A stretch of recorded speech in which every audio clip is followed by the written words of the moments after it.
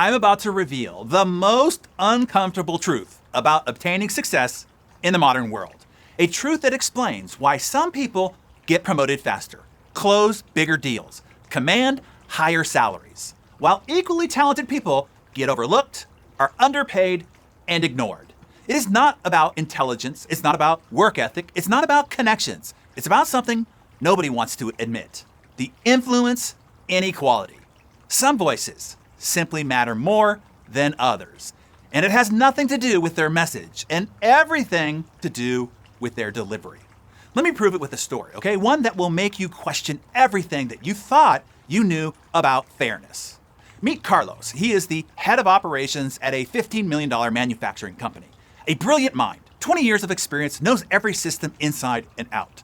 Last quarter, Carlos identified a production inefficiency, one that was costing the company $200,000 annually. Clear problem, obvious solution, guaranteed ROI. Carlos presented his findings to the executive team. 45 minutes of data and charts and spreadsheets, detailed analyses. The executives listened politely, and they said, "Thanks, Carlos, we'll consider it and we'll get back to you." 6 weeks passed, nothing happened. Then Carlos heard about Rebecca, a new marketing director at their biggest competitor. Rebecca, a tenth of Carlos's experience, barely more experienced than an intern, zero manufacturing background. Rebecca had identified the exact same inefficiency in her company. Same problem, same proposed solution, same potential savings. But when Rebecca presented, instead of presenting data charts and spreadsheets, she opened up with, "What if I told you we're throwing away a Ferrari every month?" Instant attention. She continues, "That's exactly what we're doing with our current process. I'm here to show you how to keep that Ferrari in our garage and earn a new one for free every year." 20 minutes later, Rebecca walks out with a full approval, complete budget authority, and a promotion to get it done. Carlos was still left waiting for his team to consider it. Same idea, same industry, same problem. Different voice, different outcome. This is the influence inequality in action. And it is happening right now in every company, in every boardroom, in every meeting across the globe. The uncomfortable truth is this: your ideas don't speak for themselves. Your expertise doesn't guarantee influence. Your hard work doesn't ensure recognition. Only your delivery determines whether your voice matters, whether it gets heard, whether it is taken seriously. Because here's what nobody wants to admit: the people making decisions about your career, your promotions, your opportunities are evaluating you on the criteria they're not even consciously aware of. They think they're judging your ideas, but they're actually judging your presence, your presentation. They think they're measuring your competence, but they're actually measuring your confidence. They think they're evaluating your qualifications, but they're actually evaluating your ability to make them look good to their boss. And the person who sounds most authoritative, most compelling, most like a leader, they're the one who gets the nod every time. It is not a conscious bias. It is an unconscious conditioning. But the result is the same. Your delivery determines your destiny. And the people who understand this are the ones who rise to the top, while the people who don't stay where they are. This creates an artificial hierarchy where presentation skill becomes more valuable than the actual competence you have, whether you like that fact or not. And this pattern is repeated everywhere.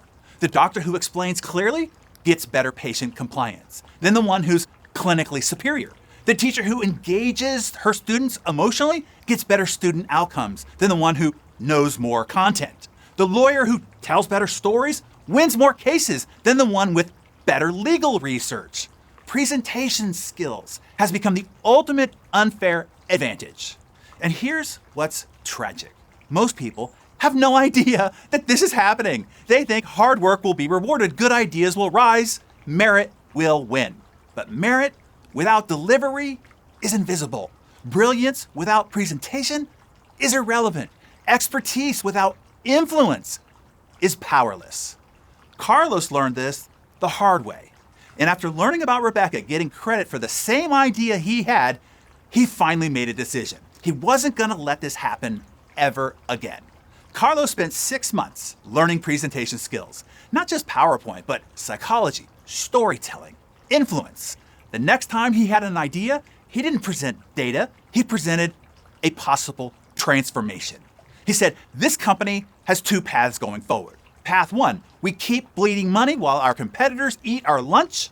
Path 2, we implement the solution and watch our profit margins soar and become the envy of our industry. And at the end of his proposal, Carlos got a standing ovation, full implementation, and soon a promotion to VP of Operations. Same man, same expertise, same company, different delivery, different life. Because once you understand the influence inequality, you can either be a victim of it or a master of it. And mastering it levels every playing field.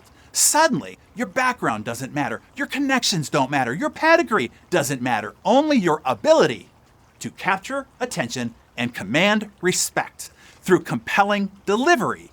That's what matters. This is why presentation mastery is the ultimate equalizer. It is why immigrants with heavy accents but powerful delivery become CEOs. It is why college dropouts with a compelling vision build billion-dollar companies. It is why introverts who master influence become powerful leaders. Because when you can command a room, you can command your career, your income, your influence, and your life.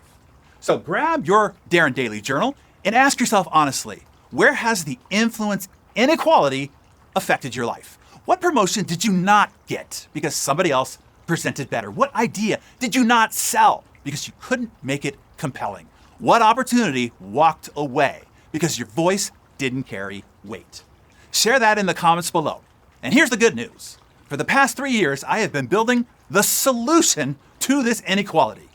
Riveting, the world's first presentation system designed to democratize influence, to give anyone, regardless of background, education, or natural ability, the power to command attention. Because influence shouldn't be reserved for the naturally gifted. It should be available to anybody willing to learn the system. For 35 years, I've been hoarding hard-earned collection of military-grade persuasion and presentation secrets drawn from the most influential people in the world. And today, I'm breaking open the vaults in order to arm the good guys and gals. If you're not yet registered for today's event called the Influence Uprising, I urge you to register now. Only those attending today get the secret access code for riveting enrollment. Join the Influence Uprising. Let's make your voice matter.